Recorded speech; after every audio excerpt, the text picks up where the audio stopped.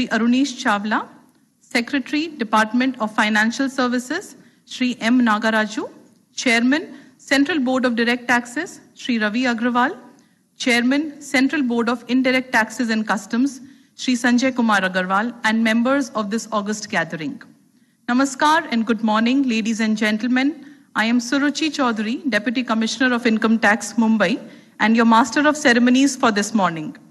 I extend a warm welcome to all of you to the post-budget interaction being held by the Honorable Union Minister for Finance and Corporate Affairs with the representatives of trade and industry.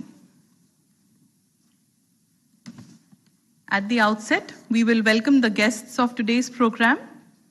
May I now request the Principal Chief Commissioner of Income Tax, Mumbai, Shri Raj Tandon, to welcome the Union Minister for Finance and Corporate Affairs, Srimati Nirmala Sitharaman.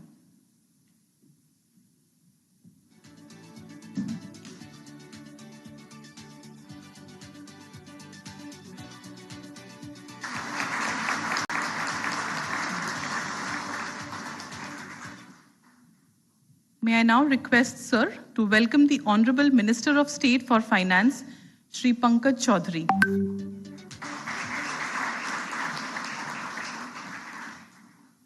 We welcome Finance Secretary, Shri Tuhin Kant Pandey.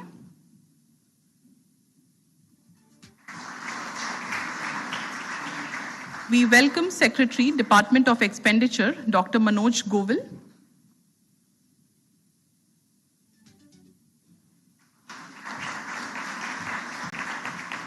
We welcome Secretary, Department of Financial Services, Shri M. Nagaraju.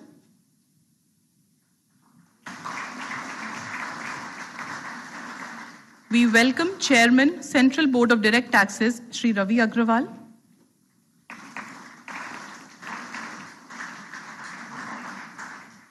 We extend our welcome to Secretary, Department of Economic Affairs, Shri Ajay Seth.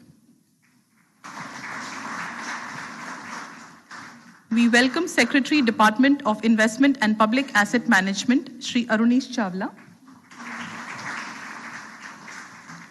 We welcome Chairman, Central Board of Indirect Taxes and Customs, Shri Sanjay Kumar Agarwal. Thank you, sir.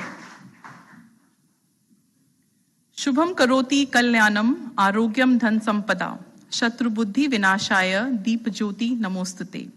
I offer salutations to the light of the lamp that brings prosperity, auspiciousness, good health, abundance of wealth, and destruction of the enemy's intellect. To start off on an auspicious note, we will now have the lamp lighting ceremony. May I now request the Honorable Union Minister for Finance and Corporate Affairs, the Minister of State for Finance, and the dignitaries on the dais to light the ceremonial lamp.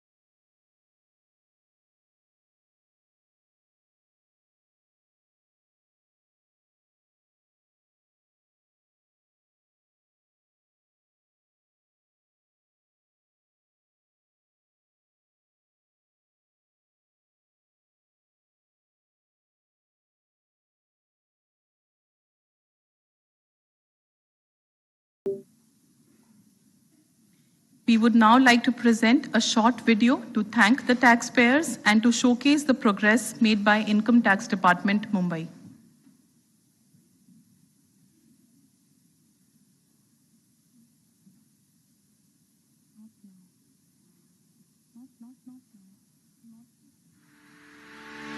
Mumbai, India's financial capital, is a key driver of national direct tax revenues, with its taxpayers contributing nearly 30% of the Honorable Prime Minister, Shri Narendra Modi. The Government of India is marching ahead with a steadfast commitment to achieve the dream of Viksit Bharat. विकसित भारत के संकल्प से आज भारत के 140 करोड़ लोग जुड़ गए। ये जन भागीदारी का अभियान ही नहीं, बल्कि भारत के आत्मविश्वास का आंदोलन भी बन चुका है। The government has consistently prioritized pro-people budgets, honoring the taxpayers with a special emphasis on empowerment of middle class and lower income groups. I am now happy to announce that there will be no income tax payable up to income of 12 lakh rupees. Income Tax Mumbai's taxpayer-first approach ensures swift, transparent services and an efficient grievance redressal system. By simplifying compliance and enhancing accessibility, we make every taxpayer's interaction smooth and hassle-free. The EDAC system, a pioneering initiative of Income Tax Mumbai, is now operational in all the income tax offices of Mumbai. EDAC system enables centralized receipt of DAC from taxpayers, issue of instant e-acknowledgements, facilitates tracking of DAC, thereby reducing office visits and ensuring faster responses. Income Tax. Mumbai's proactive tax outreach initiatives with a diverse set of taxpayers have fostered effective communication with taxpayers. These outreach programs not only demystify tax regulations, but also enhance voluntary compliance by empowering taxpayers with practical knowledge of tax laws. Nakkad Nataks are also performed to raise taxpayer awareness and promote compliance. Our many community service initiatives, such as Seva centers set up during Ganesh Visarjan, reflect our commitment to public service. Chintan Shivir and specialized training sessions equip our officers and staff with improved understanding of tax laws, dispute resolution mechanisms, and digital platforms, thereby ensuring effective service delivery to taxpayers. We prioritize Swachhta initiatives, modernized workspaces, and employee well-being. Our renovated library enhances learning, and the new creche supports work-life balance of our employees. Our officers and staff excel beyond tax administration with Arjuna awardees and international sports champions among us. Their incredible achievements made our nation proud. The Income Tax Department acknowledges the role of taxpayers in nation building. We sincerely thank the taxpayers for their invaluable contributions, which strengthen the nation's education, healthcare, social welfare, scientific advancements, and economic progress, paving the way for a brighter and more prosperous nation. We remain committed to improving taxpayer services and easing compliance. Together, let's strive towards achieving the goal of Viksit Bharat.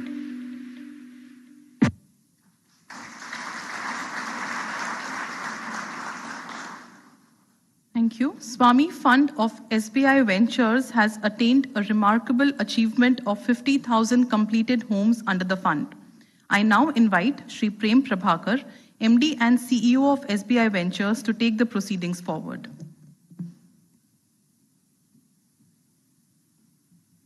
Thank you.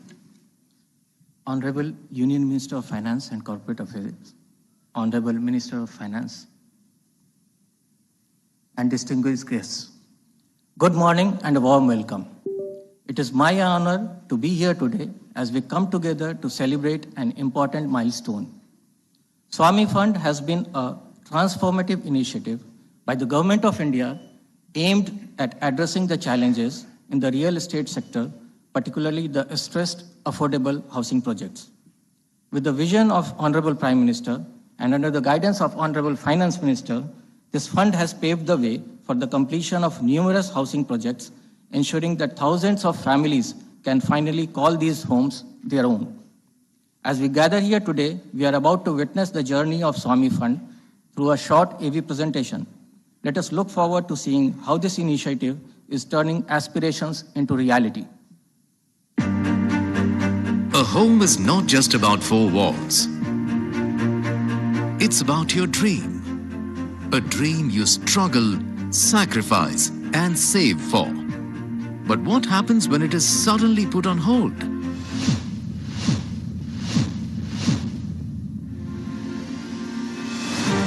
For thousands of families, hopes of their own home had shattered with the risk of losing their lifetime savings.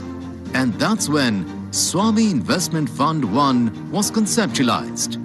A fund designed to revive stressed projects and deliver homes to the home buyers. Approach of this government under the guidance of Honorable Prime Minister has been sensitive to the needs of the middle class. I will bring in the example of one of the projects launched by the government, sponsored by the government, the single window for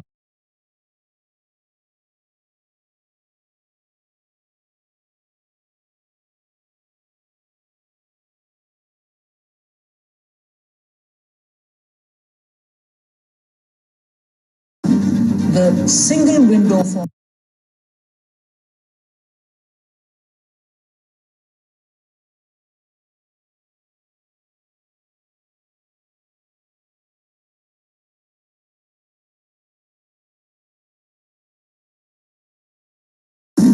the single window for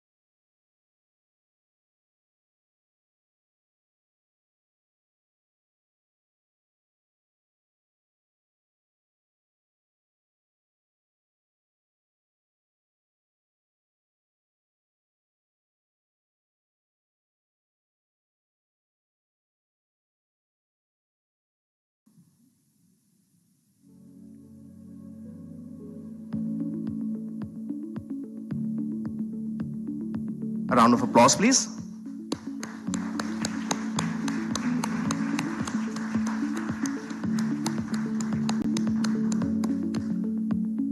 Thank you, madam. Thank you, sir.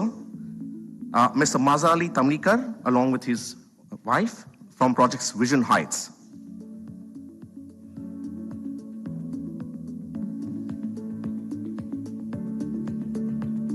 Round of applause, please.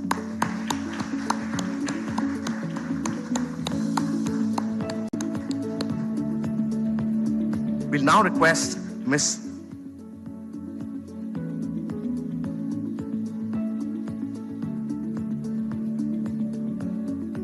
now request Miss Chitra Raul from Project Avant Hillway. So Avant Hillway was a project which was launched in 2015 and it got its occupation certificate in December 2024.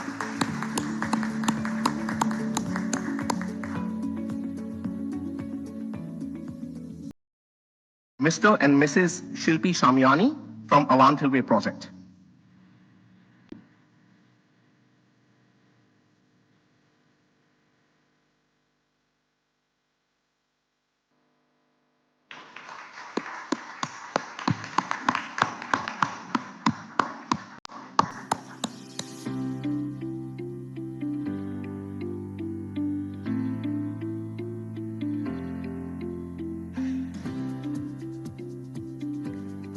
Ms. Pashmina Parekh from Avandh Railway Project.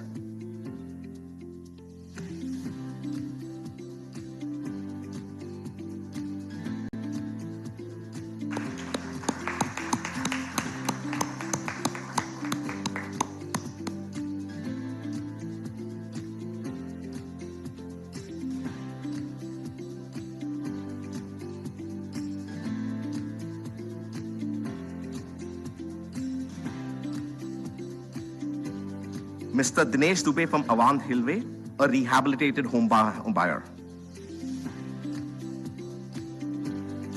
Round of applause, please.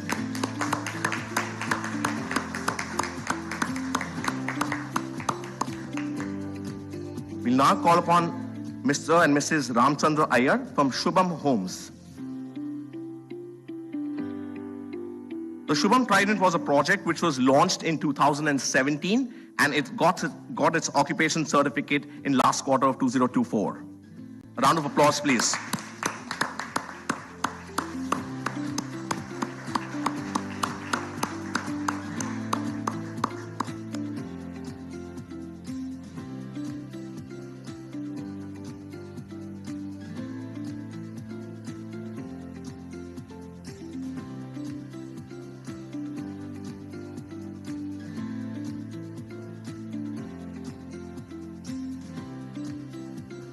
Thank you, sir.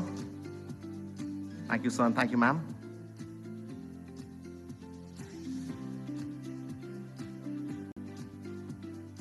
We have Mrs. Jyoti Venkataraman from Shubham Homes.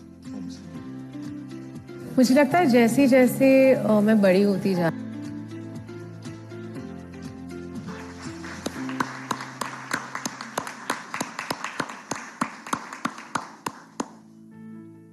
Thank you to the dignitaries. You can take your seat back. We express our heartfelt gratitude in the faith you had in SBI and SBI Ventures to deliver a big mandate called Swami. This is your trust which has made Swami a big success. On behalf of the 50,000 homeowners, we express a heartfelt thank you. And I would now like to hand it over back to Suruchi to take the proceedings ahead.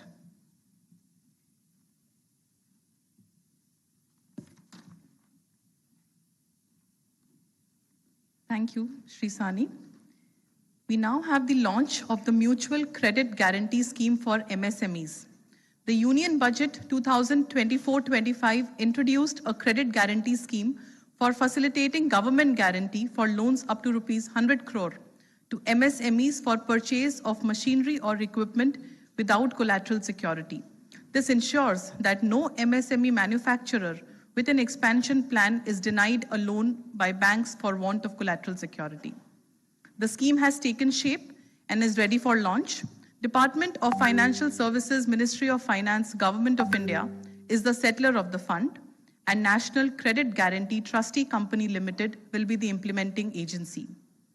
May I now request Honorable Finance Minister to launch the Mutual Credit Guarantee Scheme for MSMEs by playing a video, followed by release of the brochure of the scheme.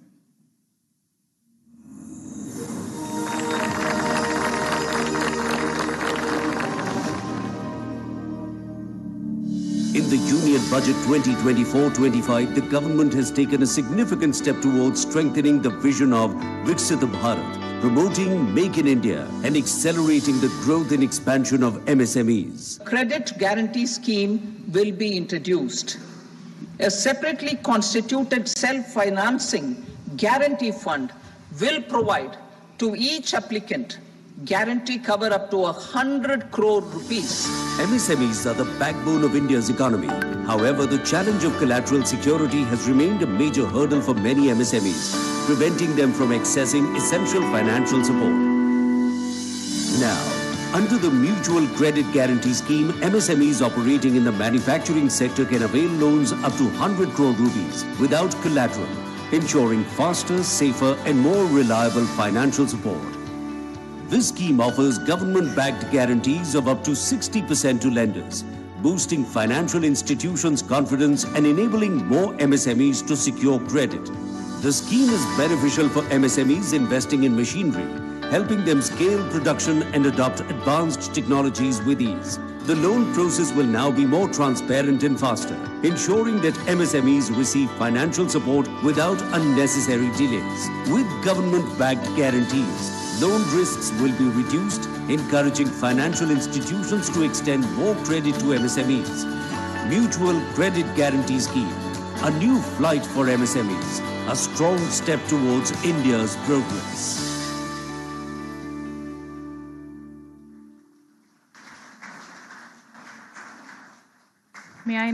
May I now request Honorable Finance Minister to release the brochure of the scheme. I request Honorable Minister of State for Finance and the dignitaries on the dais to kindly join Honorable Finance Minister for the release of brochure.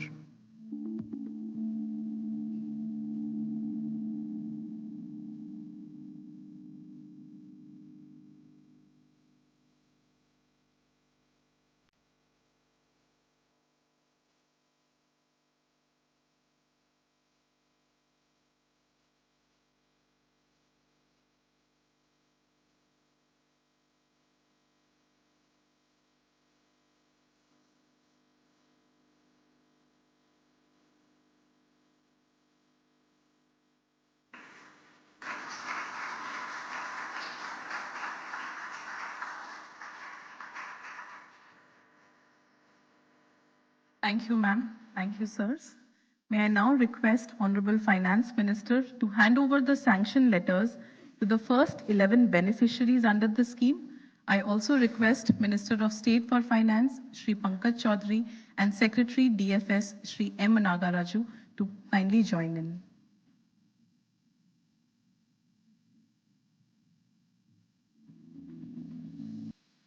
I request Shri C.S. Sethi, Chairman SBI, to kindly come up on stage. I now call upon the stage Shri Ramesh, promoter of Kalp Electrical Private Limited, MSME customer of SBI, for a loan amount of rupees 11.29 crores.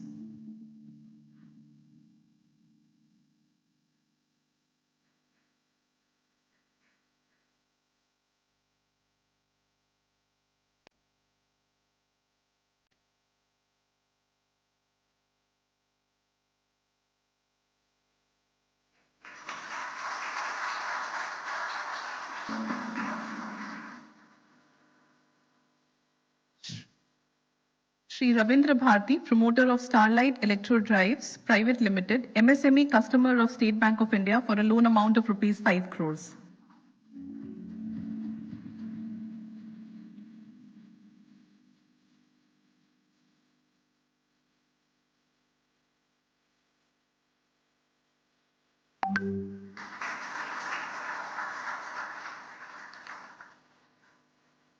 Thank you, Shri C.S. Sethi. I request Shri K. Satyanarayan Raju, MD and CEO, Canara Bank, to kindly come up on stage. I call upon Shri Kashish Valecha, promoter of House of Wares Private Limited, MSME customer of Canara Bank, with a loan amount of rupees 15 crores.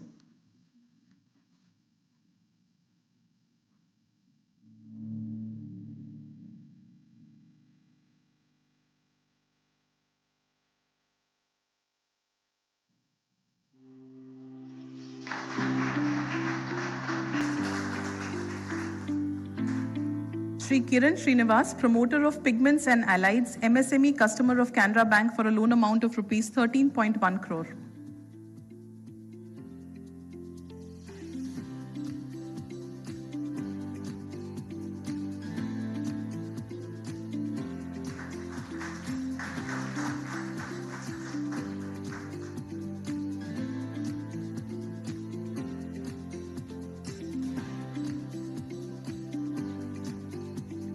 Shri B.R. Sriharan, promoter of JSH Dispo Private Limited, MSME customer of Canara Bank, for a loan amount of rupees 14.25 crore.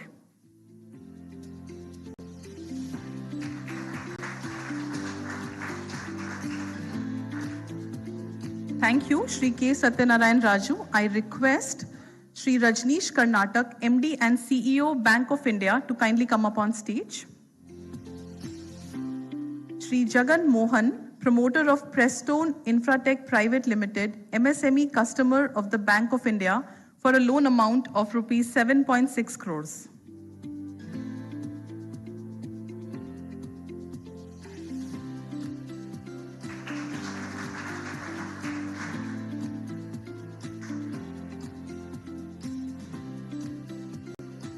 Shri Karthikeyan, promoter of Service Nova India Private Limited, MSME customer of Bank of India for a loan amount of rupees 4.4 crores.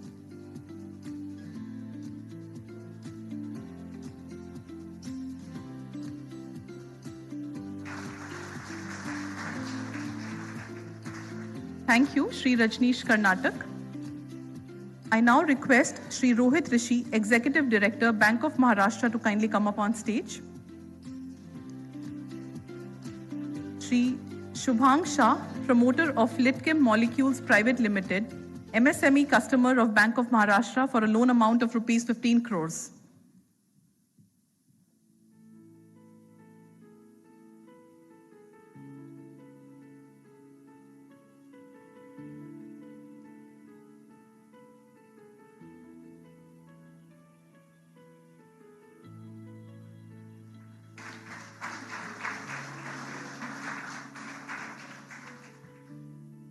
Dr. Shyam Dhawan, promoter of Premium Serums and Vaccines Private Limited, MSME customer of Bank of Maharashtra for a loan of 10.67 crores.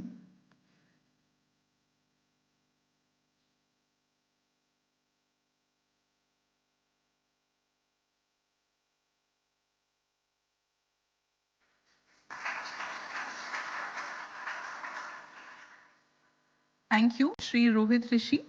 I request Shri Manoj Mittal, CMD, SIDBI, to kindly come up on stage. Shri Ramesh Devichand Mehta and Shri Mangal Singh Rajput, promoters of Hempel Forge Limited, MSME customer of the bank for a loan amount of rupees 13.78 crores.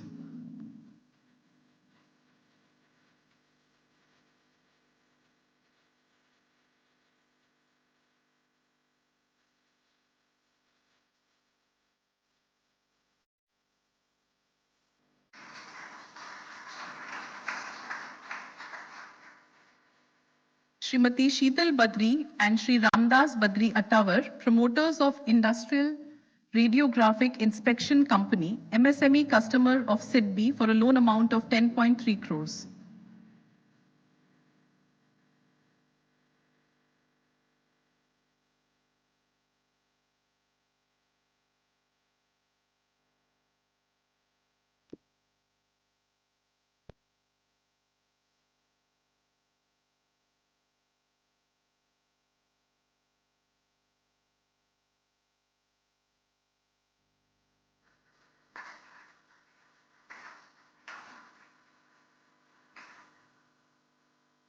Thank you, Shri Manoj Mittal. Thank you, ma'am. Thank you, sirs. You may now take your... Yes.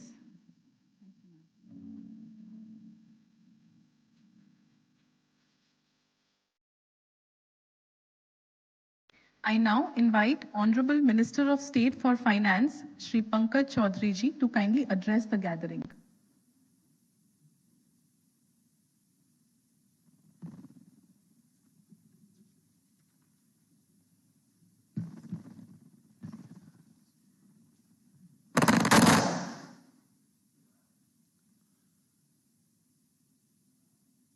माननीय वित्त एवं corporate कार्य मंत्री Shrimati Nirmala Sitharaman ji, finance एवं revenue secretary Shri Tuhin Kanta Pandey ji, secretary economic affairs Shri Sanjay Seth ji, secretary expenditure Shri Manoj Govil ji, secretary DIPAM Shri अरुणेश चावला जी, सेक्रेटरी DFS Shri M Nagaraju ji, chairman CBDT Shri Ravi Agrawal ji, chairman CBIC Shri Sanjay Agrawal ji, उपस्थित सभी अधिकारी गण, उद्योग जगत के सम्मानित अतिथिगण, मीडिया के साथियों, माननीय प्रधानमंत्री श्री मोदी जी के नेतृत्व में, माननीय वित्त मंत्री जी के देखरेख में जो 2025-26 का बजट प्रस्तुत किया है, उसमें अगर आप देखें तो कृषि, MSME, निवेश और निर्यात को ग्रोथ इंजन के रूप में पहचाना गया है। और इन चारों को साध कर जो प्रधानमंत्री जी का विजन है कि गरीब, युवा, अन्नदाता, नारी एवं मध्य वर्ग के विकास को सुनिश्चित करने वाला बजट प्रस्तुत किया गया है। माननीय वित्त मंत्री द्वारा प्रस्तुत बजट में बुनियादी ढांचे में निवेश को बढ़ावा देने, उद्योग को समर्थन देने और व्यापक विकास को बढ़ावा देकर अर्थव्यवस्था में विकास को प्रोत्साहित करने का पर जोर दिया गया है। माननीय प्रधानमंत्री जी श्री नरेंद्र मोदी जी के नेतृत्व में यह सरकार पूंजीगत व्यय बढ़ाने को महत्व को समझती है। इसलिए अगर आप देखें तो कई वर्षों से लगातार पूंजीगत व्यय में उल्लेखनीय वृद्धि की जा रही है और उसी ट्रेंड को मेंटेन करते हुए इस वर्ष 11.2 लाख करोड़ रुपए का बजट आवंटन किया गया है। वैश्विक स्तर का इंफ्रास्ट्रक्चर न केवल घरेलू निवेश को बढ़ावा देता है बल्कि विदेशी निवेश को भी आकर्षित करता है। ये बजट परिवहन के आधुनिकीकरण, शहरी इंफ्रास्ट्रक्चर में सुधार और डिजिटल कनेक्टिविटी को बढ़ावा देने के लिए हमारी सरकार की प्रतिबद्धता को रेखांकित करता है। इस बजट के माध्यम से शहरों के विकास हब के रूप में सुविधा देने और शहरी जीवन स्थितियों में सुधार के लिए 1 लाख करोड़ रुपए का अर्बन चैलेंज फंड बनाया गया है। मुंबई जैसे शहर जो अर्थव्यवस्था के लिए महत्वपूर्ण है, उन्हें इस योजना से अत्यधिक लाभ होगा। पीएम स्वनिधि अब तक 68 लाख स्ट्रीट वेंडरों को लाभान्वित किया गया है। इसको और आगे बढ़ाते हुए इसी स्कीम में बैंकों के समर्थित ऋणों को 30,000 की सीमा के साथ यूपीआई लिंक्ड कार्डों का निर्माण किया जाएगा। साथ ही जैसा कि माननीय वित्त मंत्री जी ने अपने बजट स्पीच में भी स्पष्ट किया था कि ग्रामीण विकास के लिए ऐसी योजनाएं सुनिश्चित की जा रही हैं जिससे गांव से शहरों की ओर पलायन एक ऑप्शन तो हो लेकिन आवश्यकता ना हो। माननीय प्रधानमंत्री जी का लक्ष्य जो है भारत को 2047 तक विकसित राष्ट्र बनाना और विकसित भारत विजन का एक महत्वपूर्ण लक्ष्य है कि 2047 तक भारत की कम से कम 70% महिलाएं आर्थिक गतिविधियों में शामिल हों। इसी विजन को ध्यान में रखते हुए अगर आप बजट में देखें तो जेंडर स्पेसिफिक बजट पूरे बजट का 8.46% रखा गया है, जो कि लगभग 4.99 लाख करोड़ रुपए से आवंटन से महिलाओं के स्वास्थ्य को लेकर उसकी स्केलिंग एवं उद्यमिता को बढ़ावा देने की योजना बनाई गई है। पहली बार की महिला उद्यमियों को 2 करोड़ तक लोन की योजना भी इस बजट में लाई गई है। देश भर में R&D को बढ़ावा देने के लिए 20,000 करोड़ का बजट आवंटन किया गया है ताकि हमारे युवाओं को रिसर्च कार्यों हेतु उचित संसाधन उपलब्ध हो सके और देश में हाई क्वालिटी के रिसर्च एवं डेवलपमेंट कार्य हों। साथ ही आर्टिफिशियल इंटेलिजेंस के क्षेत्र को भारत के अनुरूप डेवलप करने के लिए एक AI उत्कृष्टता केंद्र की स्थापना करने की भी योजना बनाई गई है। समुद्रिक उद्योगों के विकास के लिए 25,000 करोड़ रुपए का प्रावधान बजट में किया गया है, जिससे भारतीय अर्थव्यवस्था को के हर क्षेत्र में प्रगति सुनिश्चित की जा सके। परमाणु ऊर्जा मिशन के अंतर्गत SMR लघु मॉड्यूल रिएक्टरों के अनुसंधान और विकास के लिए 20,000 करोड़ का व्यय और एक नए परमाणु ऊर्जा मिशन स्थापित किया जाएगा। 2033 तक SMR क्रियाशील करने के उद्देश्य के साथ आगे बढ़ रहे हैं। सरकार उद्यमिता को बढ़ावा देती है और इस उद्देश्य की दिशा में 1 अप्रैल 2030 से पहले निगमित पात्र स्टार्टअप कर छूट का लाभ उठा सकेंगे। इसके अलावा अगले 5 वर्षों में अनुसूचित जातियों और अनुसूचित जनजातियों और महिलाओं और व्यक्तियों सहित पहली बार 5 लाख उद्यमियों को 2 करोड़ रुपए तक का टर्म लोन प्रदान करने की एक नई योजना बजट में पेश की गई है। माननीय प्रधानमंत्री श्री नरेंद्र मोदी जी के नेतृत्व में सरकार अर्थव्यवस्था में व्यापक विकास को बढ़ावा देने पर समान रूप से ध्यान केंद्रित कर रही है। शुष्क क्षेत्रों में कृषि को बढ़ावा देने और दालों को उगाने की आर्थिक व्यवहार्यता में सुधार करने के लिए दालों के आत्मनिर्भर भारत के लिए एक पल्स मिशन बजट में पेश किया गया है।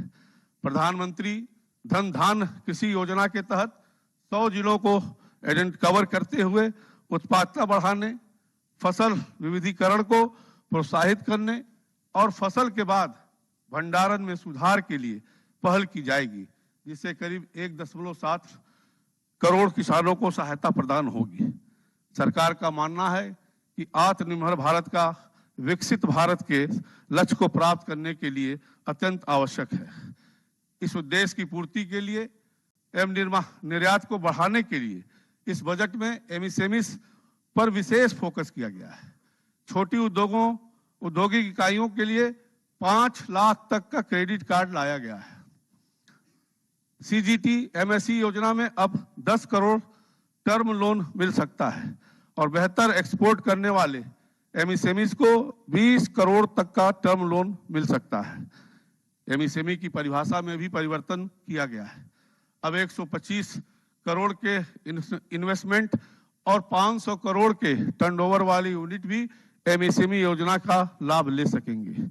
स्टार्टअप को बढ़ावा देने के लिए 20 करोड़ तक के कोलेटरल फ्री लोन की व्यवस्था भी इस बजट में की गई है।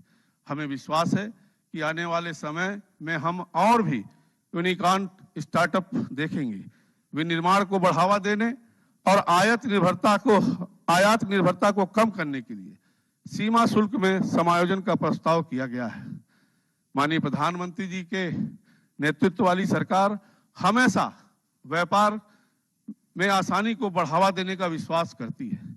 इस उद्देश्य के लिए नियामक सुधारों के लिए एक उच्च स्तरीय समिति का गठन किया जाएगा, जो व्यापार में सुगमता बढ़ाने के लिए सभी गैर वित्तीय क्षेत्र नियमों, प्रमाणन, लाइसेंस और अनुमतियों की समीक्षा करेगी। उच्च स्तरीय समिति का उद्देश्य विश्वास आधारित आर्थिक शासन को मजबूत करना होगा। उपरोक्त के अलावा मुंबई करों के लिए कुछ अच्छी खबरें हैं। इस बजट में मुंबई सहित महाराष्ट्र राज्य में रेल परियोजनाओं के लिए 23,778 करोड़ रुपए आवंटित करने का भी प्रस्ताव किया गया है। इन निधियों का उपयोग मुंबई की लोकल ट्रेन सेवाओं में 10% की वृद्धि की जाएगा, जिससे बढ़ती यात्रा मांग में कमी आएगी। धन का उपयोग शहर के रेल बुनियादी ढांचे में सुधार के लिए, नई पटरियों, टर्मिनलों और मौजूदा लाइनों के विस्तार के लिए भी किया जाएगा। भारत का वित्तीय राजधानी मुंबई में प्रमुख वित्तीय संस्थानें, बहुराष्ट्रीय निगमों और स्टार्टअप्स के मुख्यालय हैं। इस प्रकार ये पूंजी निर्माण के साथ साथ धन सृजन में भी महत्वपूर्ण भूमिका निभाता है। 2047 के विकसित भारत के लक्ष्य को प्राप्त करने के लिए आवश्यक है कि हर वर्ग और हर क्षेत्र का संपूर्ण विकास हो। कृषि, शिक्षा, स्वास्थ्य, ट्रांसपोर्ट जैसी बुनियादी आवश्यकताओं के साथ साथ मैन्युफैक्चरिंग, निर्यात, हाई क्वालिटी R&D आदि में भी बेहतर करना है। युवाओं की स्किलिंग करके उनको रोजगार के अवसर प्रदान करना है। महिलाओं के स्वास्थ्य की चिंता करते हुए उनमें उद्यमिता को बढ़ाना है। अन्नदाताओं को उच्च क्वालिटी के बीज उपलब्ध कराने से लेकर उनके उत्पाद का उचित मूल्य भी दिलाना आदि है। और मध्य वर्ग के लिए तो ये बजट उनकी आकांक्षाओं से अधिक रहा है। मैं आज जहां भी जाता हूं, केवल 12 लाख आय टैक्स में छूट की चर्चा सबसे ज्यादा होती है। और मैं गर्व से कह सकता हूं कितना साहस और आत्मविश्वास इस सरकार में ही है कि 1 लाख करोड़ का रेवेन्यू फार्गो करके भी देश के मध्यम वर्ग की आकांक्षाओं पर खरा उतरा हुआ है। सभी हितों को एक साथ साधना है और इन सब के लिए 25-26 के बजट में प्रावधान है। एक प्रकार से 25-26 का आम बजट 2047 के विकसित भारत का रोड मैप है। लेकिन राह इतनी आसान भी नहीं है, बल्कि आसान बनानी है हम सबको मिलकर के। मुझे पूरा विश्वास है कि हम सब मिलकर इस ग्राउंड लक्ष्य को हासिल करेंगे। जय हिंद, जय Bharat.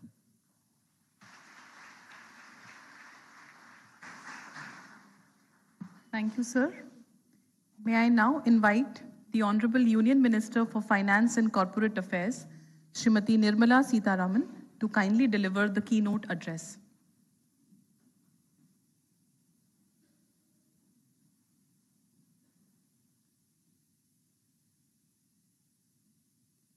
Namaskar to all of you. My colleague Pankaj Chaudhary, Finance Secretary Tuhin Pandey, Secretary Economic Affairs Ajay Seth, Secretary Expenditure Manoj Govil, Secretary Department of Financial Services Nagaraju ji, Secretary taking care of Public Enterprises and DPAM Arunish Chawla ji, the chairman of both the boards Ravi Agrawal ji and Sanjay Agrawal ji, and all senior officers of both CBIC and CBDT, CMDs of the public sector banks, officers from the field formations, and also the media, industry, leaders of businesses who have been invited, to all of you all, a post-budget welcome. I think by now, every aspect of India's, the latest budget for 25-26 has been read about, discussed, and also the implications of such a decision are all being discussed and mulled over. I understand there's also a question answer session after my talk. So without getting into details of what the budget has provided for, which of course my colleague has very nicely, clearly explained in every aspect. But the broad picture is that the government's emphasis since post-COVID to put money for public expenditure in capital building, asset building continues. And that is why this time the capex shown in the budget compared to last year is at least 10.2% more, meaning 11.11 lakh crores was in the July budget, starting from the vote on account budget for the year 24-25. And now, if I add the public sector enterprises' own resources, not from our budget, putting their own resources into capital asset building, our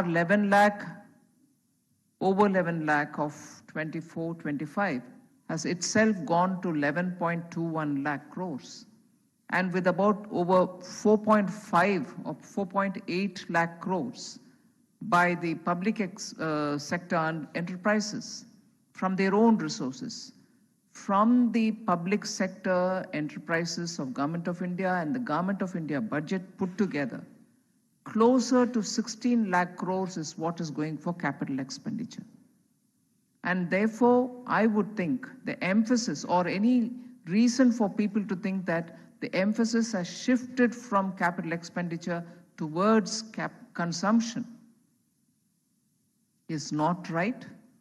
It is true that we've enhanced the capital expenditure budget and simultaneously given some concessions through reduction in tax, particularly personal income tax, for people who would want to spend or save or invest.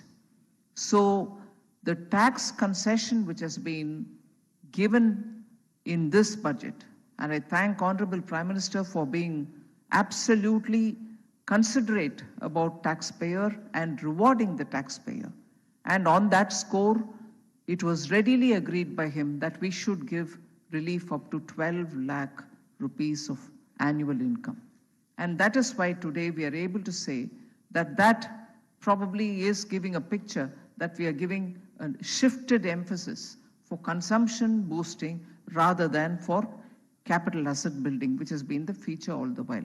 No, capital asset building is also got that much and more provision, as much as respecting the taxpayers and giving them some kind of a relief so that whether they want to spend it, whether they want to save it, whether they want to invest it is up to them. So if that is the, let's say, the headline of newspapers since after the budget, the few things which I want to put before you, which have macroeconomic implication, which are really the steps taken towards leading India to become Vikasit, are the emphasis for R&D, which continues from the previous last two budgets. We are giving money for creating that kind of a fund from, or using that when monies are raised from the market. You are going to have more than 1 lakh crore for supporting R&D, even driven by private agencies.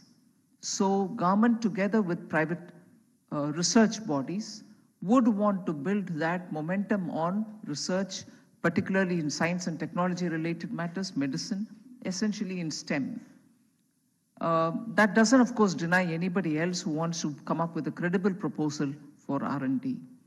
Equally, we have kept the steps on reforms going, whether it is for manufacturing through the PLI, whether it is for removing the stress on businesses to do compliance. You know the numbers, more than 1,500 laws have been, archaic laws have been removed from the ledgers. Similarly, more than 40,000 compliance norms, rules, regulations have also been completely removed. And this is happening at the central level. I expect, seeing the advantage that such a thing gives in the minds of businesses, even state governments would come forward to remove such stressful compliance-related regulations which have been on the records for a long time. So the reforms for boosting manufacturing, reforms towards ease of doing business, reforms also to make sure that the social infrastructure is ready so that people do not have to run around to get their basics, are all being kept in place. With this, we didn't stop. The reform momentum shall continue.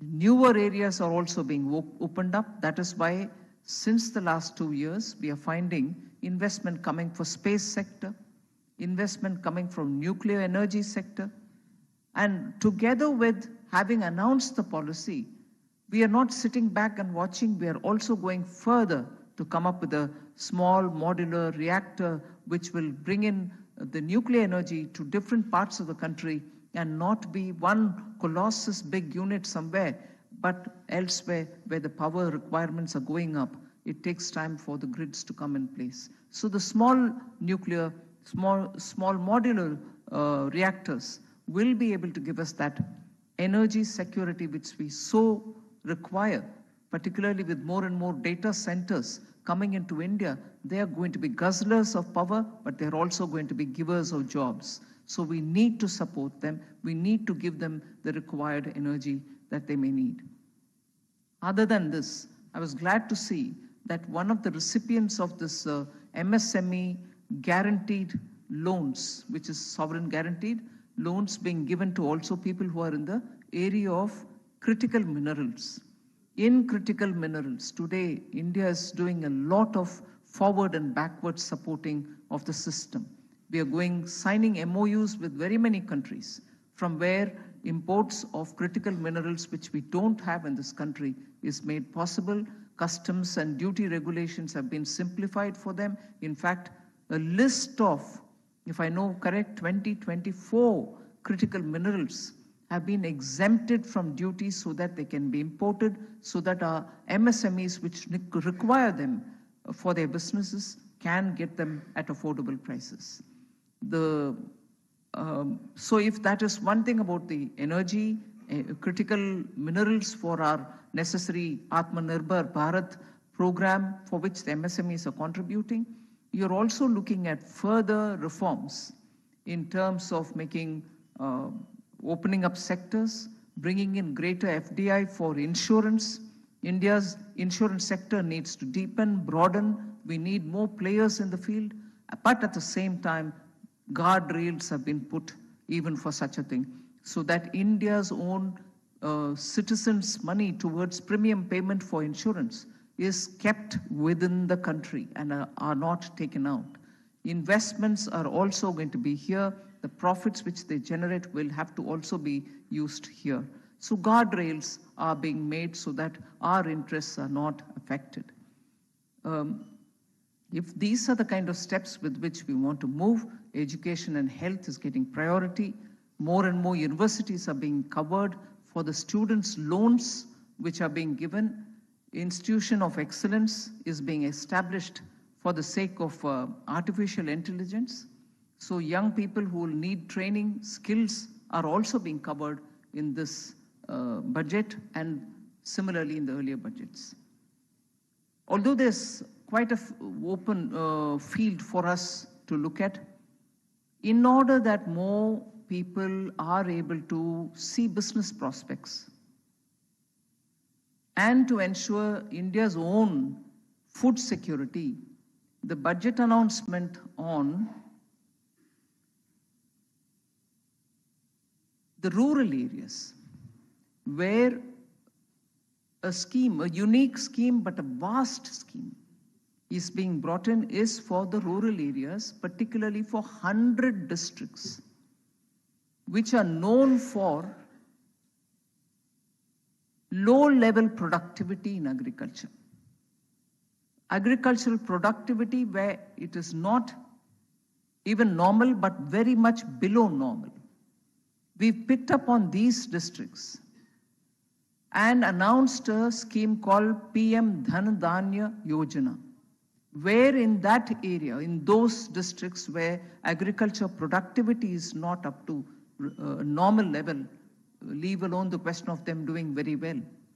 We've picked up on those 100 districts and ensure that we will have a comprehensive package of improving productivity through high-yielding seeds, ensuring that additional inputs for farmers is given. If fundamental irrigation facilities have not reached there, we will focus on them to get the irrigation. Give farmers training on storage, at the same time create warehouses in those districts. Make sure the youth in that area are getting opportunities there itself with agriculture value-added services. And in that, we are also hoping that we'll bring the expertise of best practices all around the world for such activities through linkages with multilateral development finance institutions. So the example that I've given is one, of course, that's one of the biggest schemes in this budget. But to give you an idea of everything that is done in each of the announcements is to comprehensively look at that announcement, its forward and backward linkages which will be required, and how that will have a bearing on people who live in that area. All these are completely worked out much before the announcement is made. So from 1st April, actually in the ground on those districts, activities will start at the earliest. So we are super conscious on how time has to be optimally utilized so that every announcement in the budget finds the ground and hits the ground, as they say in baseball language, and starts running. So that's what this budget's feature is all about. I don't want to get into greater details. One other thing which goes alongside the budget are the various tax concessions. Particularly the CBIC has come up with rationalizing customs duty and also simplifying the whole process, just as the CBDT has come up with TDS simplification. All that is there. But we have completely shaken up the IT, Income Tax Act. And the 1961-62 Income Tax Act shall now be replaced by a new act, which is in the form of a bill introduced in the Parliament. There is a select committee which is appointed. 31 members of Lok Sabha will be sitting and looking at it in all details. As it is, we had more than, I think, 60,000 inputs coming online towards the making of this bill. active engagement, as PM would say, Jan Bhagidari, involve people in everything that you do. That Income Tax Act review has had a very big component of Jan Bhagidari. We've taken inputs from people. And now the select committee will of course go through it and invite various stakeholders to come and give their comments on it. The IT Act essentially is looking at simplification. When it was born in 61, 62, it had only about 200 odd sections. As time went by, it touched over 800 sections. And it is that over 800 that we're bringing down now to slightly over 500, I think, sections.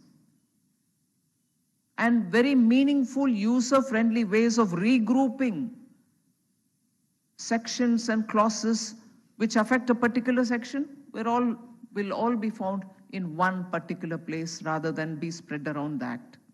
So simplification and the language simplification is where I put a lot of interest in, so that a person reading it should be able to interpret it for himself, herself, and it should not yield itself to too many interpretations that everybody goes to the court interprets it in its wisdom, the way it would interpret, and end of the day you're spending time on explaining the law that you created for yourself. So I must, much before the bill is cleared, I do not want to appreciate our own people, but I will certainly put on record the tremendous work the CBDT and all its officers have done in getting this act after these many number of years. To have to work since after the July budget saying we will simplify the Income Tax Act and come within 6 months with a new one has involved every officer in the CBDT to work night and day, and that is the product which has now gone to the select committee. Similarly, the CBIC has done immense lot of work in making sure the basic customs duty and a reason with which you would want to bring in or expand it have all been done with meticulousness, and I appreciate the CBIC and its team for having done extensive work. And it is not just because I'm here in Mumbai to talk about these things. Both the CBDT and CBIC in particular, had very, very difficult days with us, with me in particular and with the secretaries, asking them questions after questions as to why it can't be further simplified. And they rose to the occasion every time. So I appreciate the CBIC for having gone through the rigor and also the pain of having to get it all done well before this budget could come up. So their contribution in the finance bill can also be seen. So I appreciate the entire Department of Revenue, the secretaries, all of whom sit during the meetings in the morning when we decide how the ministry has to go forward. It is a strategy, or you call it, it is the way in which finance ministry functions. We've been doing that last 5 years, and it has given us rich dividends in the sense of greater coherence in what we do. And I know they've also been put through to one exercise which they were not familiar with, but now I'm sure all of them realize that it gives them benefit. Bring out FAQs on everything that you do, much before people read it in the papers. Put out the FAQs. And I can see in this budget, much before people started discussing, saying, yes, we understand this is the case, but we don't know the details were out. Everything was put out. And that is something which the boards or the DOR or the officials were not quite used to. But we said, you'll have to do it this time. And I'm sure they are breathing a sense, heaving a sigh of relief, saying, thank God we are not being put to a lot of cross-questioning. There will still be questions. We will still answer them. But at least the initial round should go with a lot of matter of fact information shared with the public. And that's what they did. And I think for that, I owe them a big thank you. It has helped all of us. So without taking much of your time, because I'm in Mumbai, watchers of the Indian economy are here. Is it only tax concessions? Is it just income foregone? Is it also some reform in the IT? No. A big difference which has been brought about in the budget making, and a big difference to the responsible way in which we should handle taxpayers' money are reflected, I would think, in two things. With that, I'll end my speech. The first thing is our borrowings are essentially going only for building assets. And that is why when you see the capital expenditure to the GDP number and match it with the fiscal deficit, they are absolutely, completely close to each other, probably 1 decimal point different, proving the fact that if we borrow to build assets. And that I'm sure people in Mumbai, watchers of the Indian economy, will like to know about. So I thought I'll say that first. Second, since the July budget, the announcement that we made that we'll follow the fiscal deficit path, a glide path we announced, we have followed it this year, and we shall follow it till the next year where we have said below 4.5 is where we will reach. We shall reach it. I've said that we will reach it. Equally, from now, we are also going to be focusing on the debt to GDP, because as you would all recall, several years ago, you had a report coming which said India's GDP, debt to GDP, will have to be brought down. And that is one of the important things with which India's finances will have to be handled, learning from all the experiences of Prime Minister Modi as Chief Minister in a state, and later known for his fiscal prudence. He's been guiding us. The debt to GDP by 2031 will come down to 50% plus minus 1. This is a commitment we've given in the budget. Every measure will be taken to bring down debt, and that is something which we owe to the country. We need to have a country responsibly run, at the same time not affect any of our education, nutrition, health, hospital services, and of course the asset building in terms of connectivity, internet connectivity, road connectivity, and every other port, enhancing our capacities and so on. All this will be done. So coming first, immediately after the budget, to Mumbai is now a very holy and sacred duty. The entire ministry is here. We are here now before you to answer your questions. Thank you very much.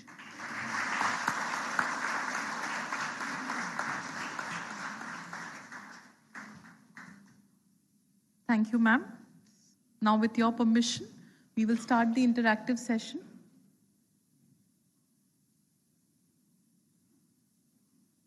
I now request Ms. Vatsala Jha, Principal Commissioner of Income Tax, to moderate the interactive session.